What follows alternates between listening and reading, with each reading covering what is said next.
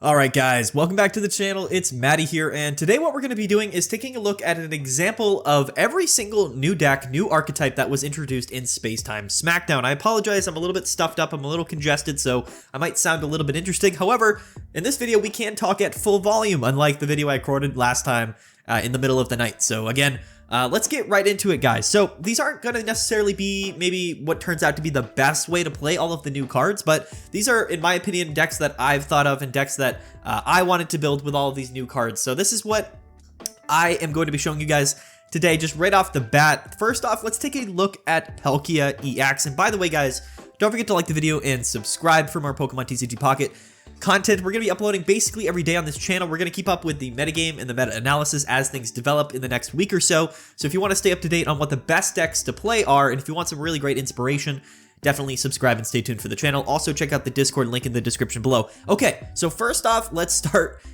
off with Palkia EX. I think a lot of people were really disrespecting Palkia before it came out. I've played quite a few games with it already. I've tested it in a variety of different ways. In my opinion, I think that the way that's probably most commonly going to be played with Palkia, if not with like just Starmie EX and just thrown in as sort of a tech option, if we're going to be building a deck around Palkia EX as the centerpiece, I believe that this is probably going to be the best way to do it. It is the combination of Palkia EX with the new Manaphy, with the Ocean Gift attack, and Vaporeon with Washout. So the way this deck works, realistically, is that we want to lead off with Manaphy. We want to Ocean Gift, one or two times, get a bunch of energies onto our benched Pokemon. Again, we can attach water energies with Oceanic Gift, Oceanic Gift. We can attach those to either our Palkia or our Eevee, or another Manaphy that's on our bench. And then later, when we evolve our Eevee into Vaporeon, we can move those energies to our Palkia, and potentially, basically, the goal of this deck is to attack turn after turn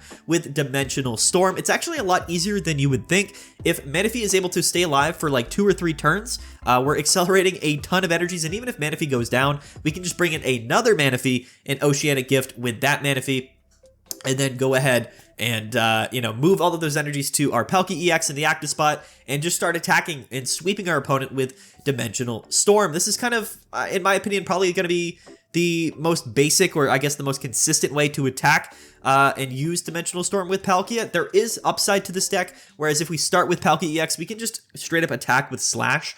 We also are playing 2-leaf to retreat that Palkia out of the active spot to go into Manaphy as early as possible. We're playing the new Eevee in this deck. Again, I don't really think it matters. All of the Eevees are pretty similar. I just included the new one because, why not? And of course, we are running Misties in the deck. So the combination of Oceanic Gift with Manaphy and the further energy acceleration we get with Misty is absolutely crazy. We don't even need to get lucky and high roll with Misties with this deck, because we can just go back-to-back Manaphy and get basically 5 or 6 energies on our benched Pokemon. And we're utilizing, of course, Pokemon Communications, 1 copy of it at least in this deck, with research to find our Vaporeon, which we can evolve up, and then again use the Washout ability to move any water energy from our benched water Pokemon to our active water Pokemon, which again we're going to flood, we're going to wash out all of our energies to Palkia EX. And basically, Palkia, for 4 energies, we do 150 damage and we do 20 damage to each one of our opponent's bench Pokemon. The secondary effect of this attack doesn't really come into play too much for this particular strategy. Technically, it can be really good in a scenario to take 2 KOs in 1 attack with Palkia, but for this deck, we're kind of hoping to just sweep our opponent by KOing back-to-back active Pokemons with Dimensional Storm. 150 is a lot of damage, and a lot of Pokemon are going to get KO'd by Dimensional Storm. We are playing 1 Sabrina, so in the scenario where we don't KO our opponent's active Pokemon, we probably bring it down to a very low amount of HP. Next turn, if we can attack with Palkia, again, we just play Sabrina, move something else into the active spot, which we will KO, while also finishing off the Pokemon that we heavily damaged on our last attack. Now, the other thing that I am including in this deck that I think is very important, that we want to include always with Palkia, is going to be Giant Cape. So Giant Cape is, in general, one of the best new cards to come in this expansion. Sorry, I'm very stuffed up. It's very strong. We attach it to any of our Pokemon, and they get 20 more HP. Now, this is actually really significant. Palkia EX is very susceptible to getting Revenge KO'd by a Mew EX. It has a lot of HP, but Mew EX is able to one-hit KO you back for only 3 energies.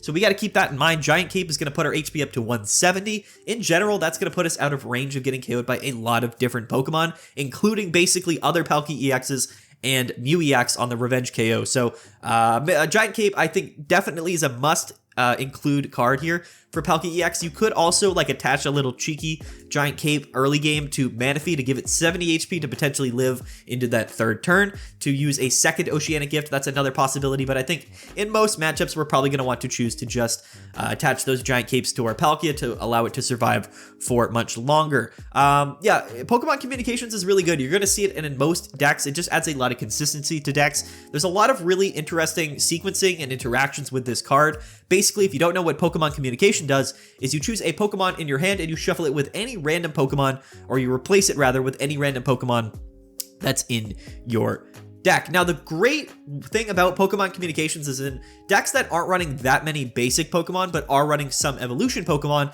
this allows us to basically thin out our deck with either playing Professor's Research, but also playing Pokeball to thin out all of those basic Pokemon from our deck, so that when we play Pokemon Communications, we are further increasing the odds for us to pull a evolution Pokemon out of our deck by trading a basic Pokemon in our hand. So it combos really well, again, in decks where you're not running a ton of basic Pokemon and you're maybe running a few evolution Pokemon. If you really want to draw into them, that's a really great way to do it in the mid-game, second, third, fourth turn. If we, have quite a few basic Pokemon in our hand, that's going to increase the odds that we Pokemon Communications for that evolution Pokemon, because, again, it's basically the only card in the game that allows us to find evolution Pokemon in our deck. So very, very good as well. But yeah, I think the combination here of Palkia, Manaphy, and Vaporeon is very strong. Like I said, I think we could build Palkia decks in a couple of different ways. We could just play it as a tech inclusion with Starmie as sort of a finisher KO.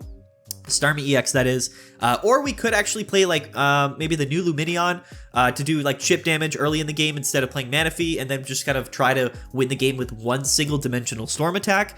So that's one strategy, but in my mind, in my testing rather, this version of Palkia was just so strong and actually very consistent, a lot more consistent than you might think. All of these Pokemon are decent starting options. Palkia EX is strong in the early game with that slash attack, and Oceanic Gift is absolutely incredible. So yeah, this is my Palkia EX deck that I've spun up. Again, you can change a few cards here or there, but in my playtesting, this was the list that I was by far the most impressed with.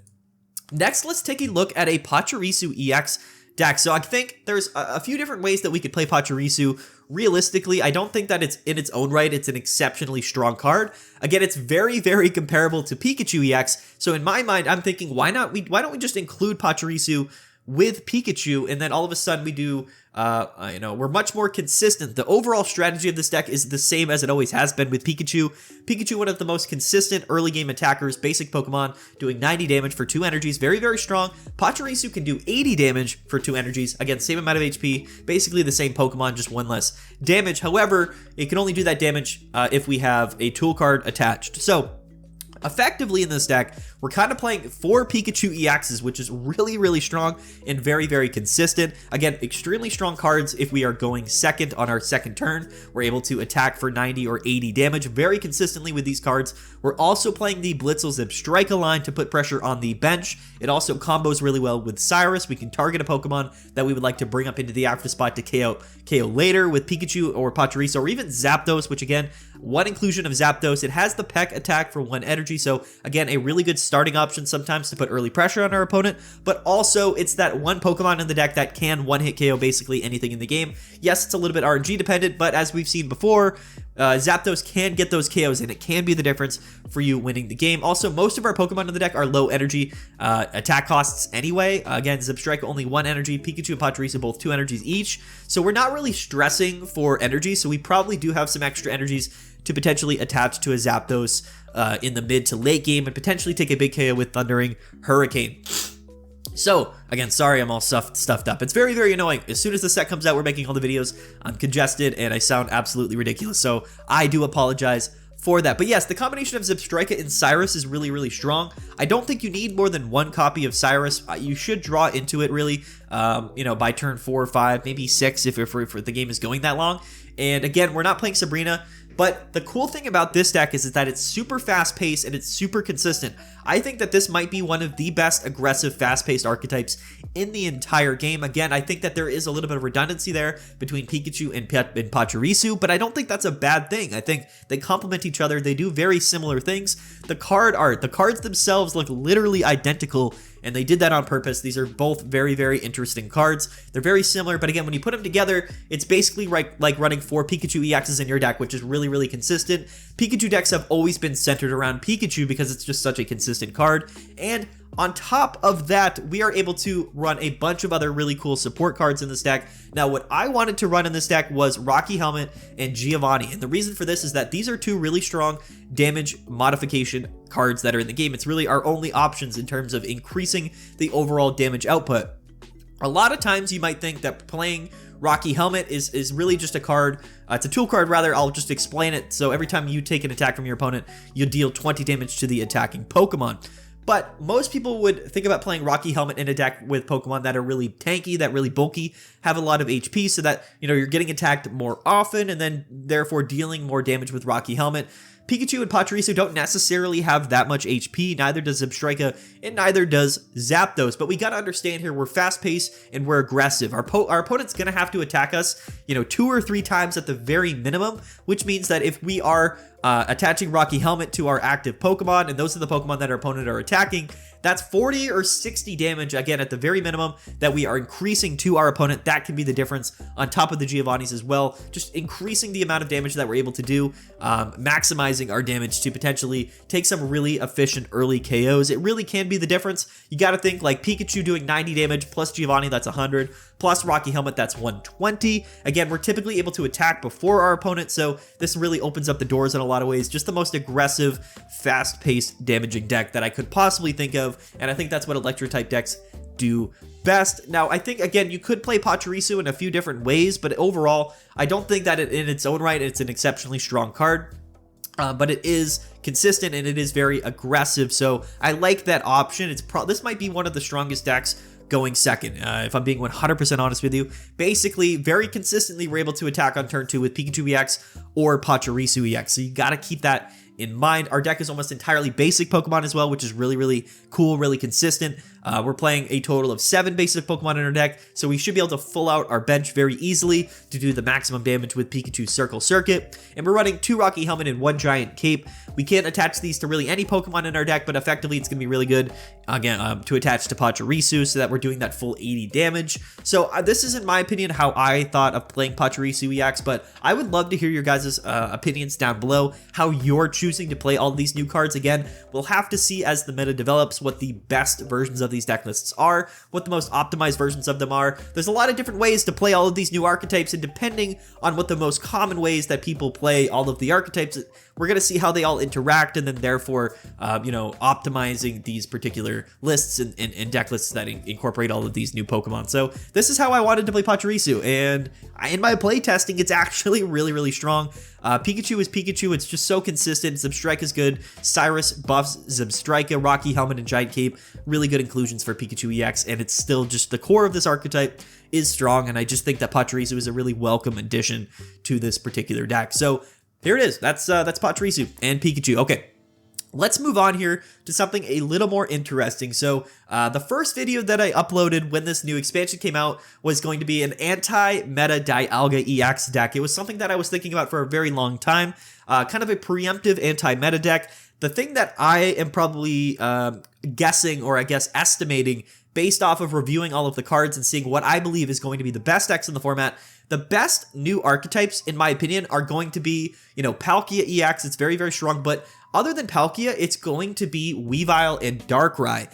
Very, very strong Dark-type deck, which coincidentally is weak to Dark-type Pokemon, or they're weak to Grass-type Pokemon. I'm going on a tangent. So my anti-meta Dialga deck, if you haven't seen that video, go check it out, incorporates Yanmega, because again, you can one-hit KO those Dark-type Pokemon, and that I think are going to be at the top of the metagame. It's just a very, very strong deck. So I didn't include that deck in this video. I wanted something different. This is going to be more of like a generic version of Dialga. I think the one that's not necessarily an anti-meta choice, but overall really, really strong, kind of just across the board. So this was the version of Dialga, the other version of Dialga that I had in my head that I wanted to include in a video, and that is going to be with the new Lickilicky EX. I think that Lickilicky is actually an exceptionally strong card. The cool thing is that you can play this with Manaphy as well. technically speaking, we could literally play Lickilicky in a water deck and we could accelerate energies to it that way. It's actually an exceptionally strong card. It's got 160 HP for a stage 1 Pokemon, very similar to Executor, and we know how good Executor is, but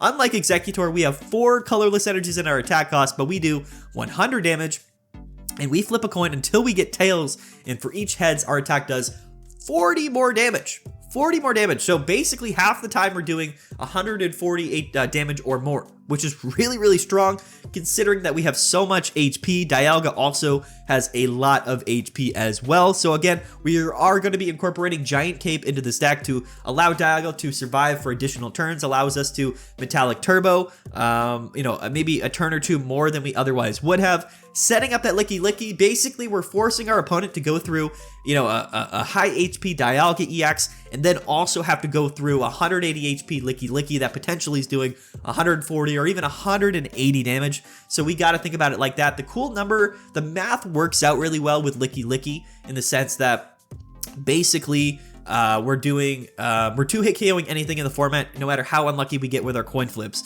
but we potentially have the option to 1-hit KO. So it's similar to Marowak, but in my mind, it's a little bit stronger. We have more HP, and it can be set up. We can accelerate these energies really effectively to Lickilicky and get this thing fully set up on our 3rd turn. So it's really, really important. We're also including a Mew EX for those scenarios where maybe we're playing, you know, against a Mewtwo, or maybe we're playing against a Charizard, or even a Palkia. Mew is really, really good in this format. It's got a big buff because so many other Pokemon are so strong. Now, the elephant in the room here, and I will say this right now, is that a big counter to Lickilicky is going to be Gallade and those Gallade fighting type decks, because Gallade does more damage. It's a fighting type Pokemon. We are weak to fighting here with Lickilicky, but it does more damage based on how many energies are attached to our Pokemon. So they're hitting for weakness. We also have 4 energies attached to Lickilicky. So yeah, that's a pretty bad matchup for us. Lickilicky does not appreciate Gallade whatsoever. So again, we got to kind of keep that in mind. But yeah, I think it's actually a really, really strong card. I think these two cards complement each other really well in a very interesting way. And of course, because we're playing Dialga, we can incorporate things like Mew EX or Tauros, or really any other Pokemon with colorless energy in its attack cost. So very, very strong indeed. And then yes, of course, 2 Giant Capes. We are playing 2 copies of Leaf because if we do start with Mew EX or we do start with Lickitung, we would like to move them out of the active spot pretty efficiently so we can go into our Dialga without having to attach energies to Mew EX or Lickilicky, or Lickitung rather. We're playing 1 Sabrina. I don't think we're going to be switching our opponent's Pokemon in and out of the active spot too much with this deck. We're really just kind of focusing on our board state and attacking whatever's in the active spot, which again, shouldn't be too much of a problem with this deck, but 1 Sabrina in case it is going to be an alternate win condition late in the game. And we can play 2 Pokeball and 2 Pokemon Communications. This is just going to make the deck a little bit more consistent. And again, 2 Potions as well because we are very bulky. This could help us in you know, a variety of different scenarios to live, you know, 3 hits instead of 2 or 4 hits instead of 3. Potion with Giant Cape is a very strong combination with Dialga, but also Lickilicky because they both have so much HP. So yeah, like I said, there's going to be like an infinite amount of ways that people are playing Dialga EX. Honestly, like what might end up being the best way to play it is just with Tauros and Mew EX and maybe just Skarmory as well. But I wanted to include Lickilicky, and I can't really visualize any proper way to play Lickilicky or build a Lickilicky deck. I've been saying Lickilicky so much. It's such a weird name. It's the only kind of version of this deck that I think we can build with Lickilicky. So Dialga and Lickilicky, 2 birds with 1 stone. And there you go. Yeah, so it's a very, very interesting deck list nonetheless. Let's move on. What do we have next here? Okay, so next we have Mismagius. Now, this is actually an archetype that I'm really, really excited about. I have played a few games with it. It seems like it could be extremely, extremely interesting. A bit of a coin flip deck. However, the setup for this deck, going into the board state and getting our board state set up with this deck, is actually a lot more consistent than you might think. We have Pokemon Communications, we have Mythical Slab, we have Research, we have Pokeball, and we have Sigilyph to Spike Draw to draw additional cards. So the ability for us to go into Mismagius and Hypno on early enough in the game is actually really, really consistent. So I actually really, really like it. So what Mismagius does is it only does 70 HP for 2 Psychic Energies, but we do, the attack is Magical Delusion, but we do 70 damage, but then our opponent's active Pokemon is now Confused. So Confused is a new status condition. I honestly don't remember exactly how it works, but basically what I do know is that it does kind of stack similarly to the Paralysis decks that we built with Zapdos, or not Zapdos, with Pincurchin way back in the day from Genetic Apex and Hypno. Basically, you can use both status effects at the same time, and basically we're going to increase the odds that our opponent is unable to attack us. It is actually very, very strong. These two combinations kind of go together in a way that is really, really effective and can be one of the most annoying decks to play against in the entire game right now. 70 damage for 2 energies is not terrible, but again, we have Mythical Slab, we have Pokemon Communications and Sigilyph to Spike draw some cards, to research. Again, a very consistent deck. We have Leaf as well to get those Drowsies out of the active spot, because we don't want our Drowsy in the active spot if we do start with it. So we are playing 2 Leafs. Again, maximum consistency in terms of setting up our board state here with Mismagius, but overall, it's a little bit of an RNG strategy, but it's actually a lot better than you would think it is. So a lot of people might want to include Lumberry, which is a new tool card, which does protect you from status conditions. So we got to keep that in mind as well. But basically, the combination of Sleep Pendulum and Magical Delusion, Sleep and Paralysis, it goes, or not, Sleep and Confusion goes together in a really, really interesting way, and can be, again, just one of the most annoying decks to play with. Mismagius is an interesting card. We'll have to see if it gets more support, but overall, I do think that Hypno from Genetic Apex is probably the best partner to Mismagius. That's just my opinion. They kind of go together really, really well, and again, we do have Mythical Slab, so there are other cards, I suppose, that you could pair with it, but it's only a Stage 1 Pokemon and 2 energies in its attack cost, so it's not really a heavy weight for us to include Mismagius in our deck. But in terms of synergies, we want to combine status conditions, which is why we are playing Hypno with Mismagius. So yeah, I don't really have too much else to say about the deck. We are playing a Giant Cape. I think Giant Cape is going to be really useful in really any deck where your Pokemon has 140 HP.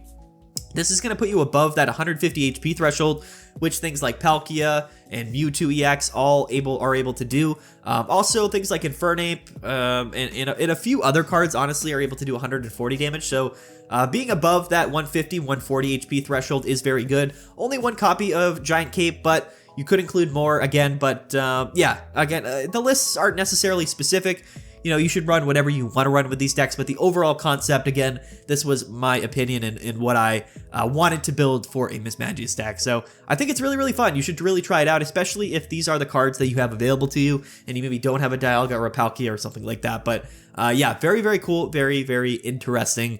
Let's go on to the next deck list. So the next deck that we're going to take a look at here is actually with Infernape EX. So again, this is going to be a very similar strategy to Charizard. However, it's a little bit different, and the overall strategy for this deck is actually a bit different than the Charizard deck. It's the fire, pile deck with Moltres, Arcanine, Growlithe, and typically you would be playing Charizard, but now instead of Charizard, we are playing Infernape EX, which is a really interesting card. It only has 2 energies in its attack cost, but unfortunately, after we attack, we discard all fire energy from our Pokemon. However, there are some really, really cool things about Infernape, and here they are. It does 140 damage, and it has free retreat cost, and we also have 170 HP, which is actually really, really significant. So I think Infernape is actually a really good attacker. Unfortunately, it can seem a little bit awkward, right? Because, well, we're discarding all our energy from Infernape. So it's not like Charizard where we can, get 6 energies onto it, bring it into the active spot, and then attack twice in a row because we're discarding only a certain amount of energies. No, if we have 10 energies on Infernape EX, we are discarding every single one of those energies, even though the attack cost is only 2 fire energies. So this might seem like a really significant drawback, because how are we going to attack turn after turn with Infernape? Well, as we see, the new Dawn supporter card here from Spacetime Smackdown says that we can move an energy from one of our benched Pokemon to our active Pokemon. Okay, so now we're talking here. Now we're cooking. So yes, we can attack with Infernape, discard 2 fire energies, do 140 damage, go down to 0, but as long as we have some extra energies on our benched Arcanine or our benched Moltres or even another benched Infernape, we can move one of those energies with Dawn to the active Infernape, attach manually that turn to the active Infernape, and attack consistently turn after turn here with Flare Blitz doing 140. Very, very, very strong. Now, unfortunately, 140 is a little bit awkward of a number. You could play Giovanni in this deck. I'm not including any. I went for more of a consistency build and more of a combo build with Dawn and Giant Cape and Pokemon Communications. But honestly, you could cut a Sabrina. You could cut the Giant Cape. You could just run Giovanni to hit that 150 number. to put you in range of KOing a lot more Pokemon. But again, I think that it's just overall really strong. Again, 170 HP is just really good. There's not a lot of Pokemon that are able to one-hit KO us. The reason why I am including Giant Cape in Infernape is because even though we have 170 HP, Palkia does hit us for weakness, which means that we are getting one-hit KO'd by a Dimensional Storm attack from Palkia, which does 150. So Giant Cape going to put us out of range of getting KO'd by the Palkia. Unfortunately, though, we're still going to be left with 20 HP, so our opponent attacks us, and then, of course, plays Sabrina, brings up something else from our bench. We are basically cooked. He's going to KO 2 of our Pokemon in 1 hit. So Palkia is overall a bad matchup for us no matter what, but Infernape is a really interesting card, and I think the combination of Dawn with Infernape being able to Flare Blitz turn after turn is actually a lot better than you would think it is. I don't know if this card is going to be necessarily better than Charizard EX. I think Charizard just has a lot of upside, and I think that the flow of that deck, although maybe a little bit inconsistent, is still extremely high on the upside, and I think 140 is a little bit of an awkward number for Infernape, but this is a much more sort of consistent option. It doesn't require us to pile all of our energies on our Charizard, so we can split those energies to an Arcanine EX that we can go into and attack with in scenarios where our Infernape does go down, or maybe we just need to take an additional KO. So Arcanine and Infernape with Moltres, all very interesting fire type cards, and I think this deck does have pretty good flow, pretty good synergy. It's again a little bit more of a combo deck with Dawn and Flare Blitz, but we do have Pokemon Communications. We're running 2 copy of those, 2 Research, 2 Pokeball, making this deck as consistent as we possibly can. No retreat options. Once this Moltres is in the active spot, it's in the active spot. We're not really doing anything to change that other than manually retreating out. So yes, that's why we're playing 1 copy of Growlithe. We don't necessarily want to start with Growlithe. We would rather start with Moltres, but you know, it is what it is. We'll have to see. I can't really think off the top of my head other ways that I would play Infernape. I guess you could play Infernape with more of an aggressive fighting type deck, but overall, again, I think we're going to need additional energies on our bench Pokemon for us to be able to go into Infernape and then attack turn after turn, even with the Dawn combo, right? Because we need to have not only energy on our bench, but to attach manually to Infernape every turn. So keep that in mind. Again, we'll have to see what the best way to play Infernape is, but this, in my opinion, was something that was pretty obvious, but the combination of Dawn and Infernape was too good to pass up. So let me know what you guys think about Infernape, but a pretty interesting and fun deck nonetheless. Okay, so as we were talking about earlier, we were playing Yanmega EX with Dialga EX in our anti-meta deck. I actually think that Yanmega is a very interesting card. It's very flexible, but I thought, you know, why not play this card again with Exeggutor? It makes a lot of sense. In fact, we did get a submission. I should be actually saying this. A lot of the decks that I'm including in this video were kind of inspired by viewers, so I'm going to go ahead and shout them out actually real quick. We should have done that before. I kind of apologize, but Infernape and Moltres here. This was submitted by Typer in the Discord, or Typer, yeah, Typer, in the Discord server. So shout out to Typer, shout out to you and your Infernape list. I think I changed things around just slightly. Maybe I didn't, maybe it's the exact same list, but overall, thank you for the submission. I really do appreciate it. And now this deck here with Yanmega and Exeggutor was submitted by Smallfoo from the Discord server. So shout out to Smallfoo. But yeah, Yanmega is very flexible. Again, I was incorporating it with Dialga in my anti-meta Dialga deck. But for this, I thought it does make a lot of sense to incorporate Yanmega with other grass-type Pokemon like Exeggutor EX. I think nowadays with the, in this new expansion, I say nowadays, but you know, now in the last day or so, the inclusion of Pokemon Communications with Rocky Helmet is actually a really strong combination with Exeggutor. Again, this thing stays around for a very long time. 160 HP. We have Erika's to heal us up, Rocky Helmet to do additional damage to Pokemon that have to attack our Exeggutor, and Pokemon Communications makes this deck a little bit more consistent to find our Exeggutor EX, but also our Yanmega EX. And since Exeggutor only has 1 energy in its attack cost and it sticks around for a while, we can choose to attach those energies to Yanmega EX and clean up later on, doing 120 damage. So a very effective combination here. I think that they actually complement each other really well. And it, again, you know, just like the Celebi Exeggutor Mew EX decks or the Tauros Mew EX Exeggutor decks, we are incorporating a copy of Mew EX in here for those matchups, maybe again against Palkia, against Mewtwo, against Charizard, where Mewtwo is so valuable. So why not just throw 1 copy of it as well? And yes, we're playing the Erikas. And the rest of the cards are just kind of consistency cards here. The real tech inclusion here is Rocky Helmet to deal that a little bit of additional chip damage. basically forcing our opponent to attack our Executor time and time again to really add up. So I really do like this list. I think the combination of Rocky Helmet with Executor is really smart. So shout out to Small Food. Thank you so much for the submission. I should probably go back. I don't know. Did I pull from any other submissions from other people? Maybe I did. Maybe I didn't. No, I don't think I did. I think these are the only two, at least at the moment, that we're going with. So shout out to you guys. Again, thank you so much for the inclusion. But yeah, I actually think that Executor is going to remain one of the best cards and one of the best decks in the game. It's just so consistent. It's so strong.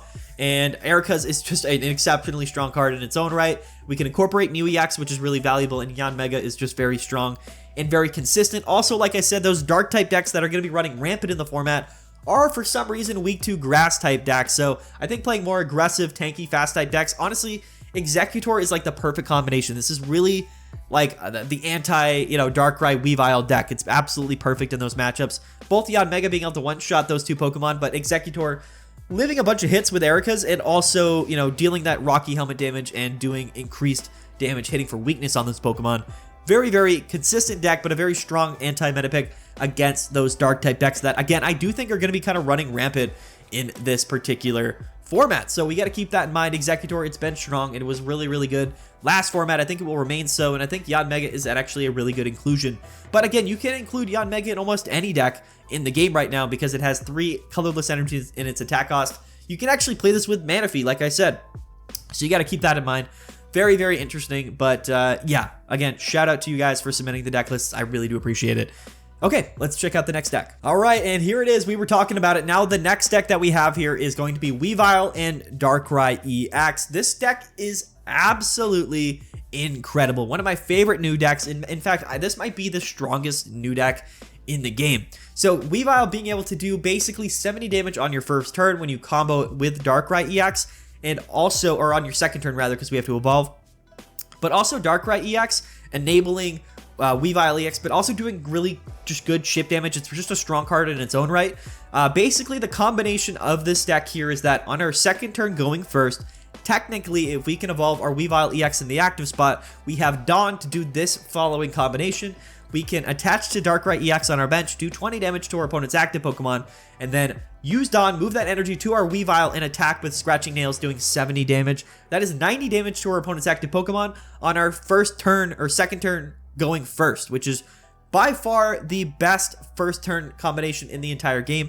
90 damage is absolutely crazy, and it's a very consistent deck in its own right. Very low energy attack cost on Weavile, which means we can basically just start attaching to Darkrai, which not only does chip damage to our opponent's active Pokemon, but also sets it up to be able to attack with Dark Prism, maybe once Weavile goes down. Both these Pokemon have 140 HP, which actually isn't bad. That's quite a bit of HP. We are also running Giant Cape to bring us up to 160 to survive hits from a lot of different Pokemon. And then, yes, we're also running one of the new Spiritomb. The reason why I really like Spiritomb is it does have synergy with Weavile EX. Spiritomb basically allows us to deal 10 damage to all of our opponent's Pokemon in one attack, but it is one colorless energy. We can play this in a variety of different decks here, but like it does have good synergy. It's got good synergy with Weavile, but also Cyrus. Basically, if we're going second here, we know like we're not the Weavile Darkrai combination is our second turn if we're going first, but if we are going second, we want strong attacking options on our first turn going second. Sneasel can do 20 to 40 damage with Double Scratch, which is actually really strong. But we can also just choose to lead off with Spiritomb, use Swirling Disaster, ping every one of our opponent's Pokemon, and then that way sort of targeting them not only for Scratching Nails on Weavile, but also gusting them up into the active spot with Cyrus in the mid to late game.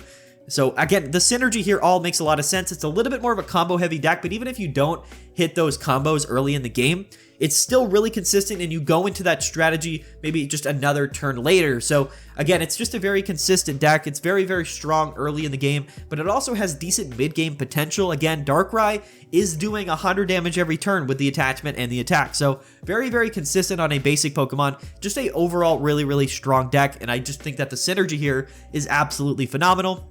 We are going to be able to run, X speed and Pokemon communications to move out easily and find this Weavile EX or any of our Pokemon a little bit more consistently as well. 2 Pokeball, not running too many Pokemon in the deck. So again, we do have room for Dawn, Research, Cyrus, 2 copies of Cyrus as well, which is again a really big upside considering that we're always able to basically target any one of our opponent's Pokemon to bring up into the active spot, especially if we tag everything with Swirling Disaster. The synergy with this deck is absolutely phenomenal. The pace is incredible. It's a little bit of a combo deck, meaning, again, if we really want to pop off, we have to get that specific combination. But if we do, it is absolutely incredible. It's just going to win you games, that combo on the early game in itself. So I really, really love this deck. Again, it does have some hard counters. Executor is one of them. Yanmega is a really good counter to this deck. Really, any grass type deck in general, because again, we are hitting for weakness, but we are also able to heal up our Pokemon with Ericas to survive a little bit longer. So I do believe that this is probably going to be one of the strongest new decks in the entire game, but it does have a specific hard counter to grass type decks,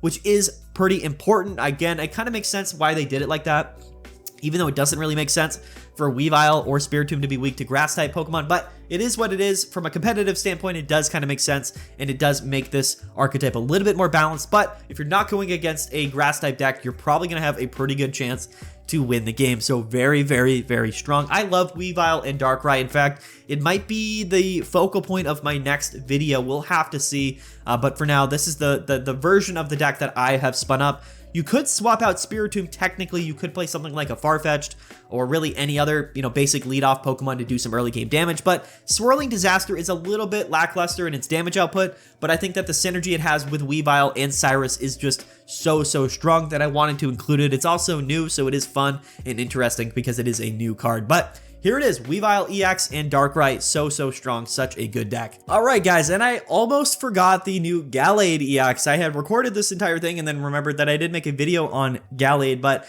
this was also a viewer submission, so again, shout out to Typer again for the Gallade deck submission. I actually don't hate Gallade, and I think that it's actually really good in certain matchups. Again, it's a little bit slow, a little bit inconsistent. The interesting thing about it is that we have to run Ralts and Kirlia to evolve into Gallade, which are Psychic type Pokemon. However, the new Ralts and the new Kirlia that we got have colorless energy in their attack costs, and the version of this deck that we're including here is going to be incorporating the new Lucario with Fighting Coach. Basically, the idea here is the combination of a setup Lucario and Gallade EX is able to hopefully one-hit KO most Pokemon in the game. Gallade has 170 HP, 2 fighting energies in its attack cost, and we do Energized Blade, does 70 damage, but 20 more damage for each energy attached to our active Pokemon. Most Pokemon we're attacking are going to have either 2 or 3, sometimes 4 energies attached to them. Other than Palkia, which discards 3, so I guess we got to keep that in mind, but it's going to probably have a bunch of energies onto it anyway. So yeah, Gallade, the combination of the increased damage with Fighting Coach, which is going to do increase our attacks by 20 damage, on top of Energized Blade, which is kind of like Psychic. We've seen it before in other attacks.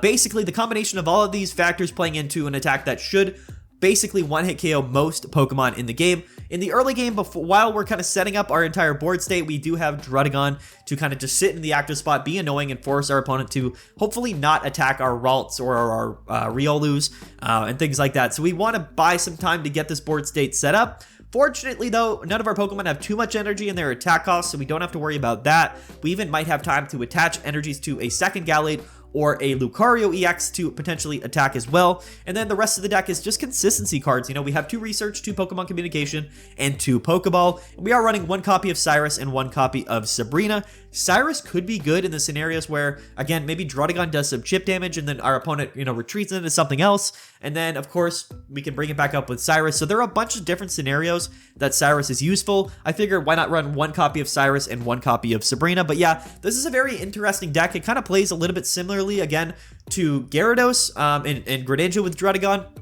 But it's different in the sense that we're not able to kind of do ping damage with Greninja, but we're increasing the damage we do with Lucario. And then again, hopefully, of course, with the Rough Skin, ability from Druddigon, we're able to further do increased chip damage. Basically, kind of fix the math, give this deck a little bit more reach to hopefully KO basically anything our opponent has in front of us. Gallade is a little bit interesting, but it is actually quite strong and very consistent as far as stage 2 Pokemon go. I think it's actually a bit better than Infernape in my opinion. We'll have to see again how the meta formulates, but there are a lot of psychic type decks that could be kind of floating around in the format, but overall we'll have to see. Mew EX does kind of love Gallade as well. It could be pretty strong, but 170 HP is a lot. We're living a lot of different KOs, and overall, again, I will have to see how people incorporate Gallade and what the best way to play Gallade EX is. I think it's a very interesting card. It is a stage 2 Pokemon, so we have to play Ralts, Kirlia, and Gallade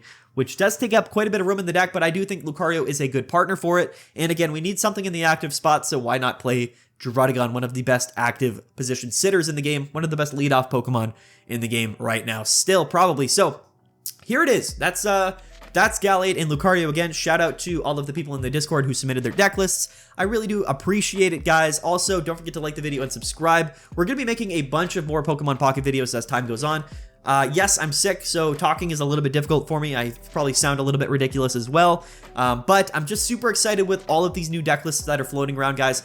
And I just can't wait to cover the metagame and cover all of these decks, how they interact, how they do, you know, what the best decks are, what the best matchups are. It's all super, super interesting, so I really can't wait. And yeah, if you're new to the channel, like and subscribe. Stay tuned for more videos. I really do appreciate it. And comment below, you know, how are you playing any of these new archetypes or any of these new Pokemon from Spacetime Smackdown? I would love to hear your guys' opinions and what you think of these deck lists. Again, we don't know what the best decks are yet. We'll have to wait and see. These are just kind of preemptively ideas that myself and people from our Discord server had, so we got to give a shout out to everybody that helped on this video. But anyway, peace out, guys. Have a good one. We'll see you guys next time, and yeah, later.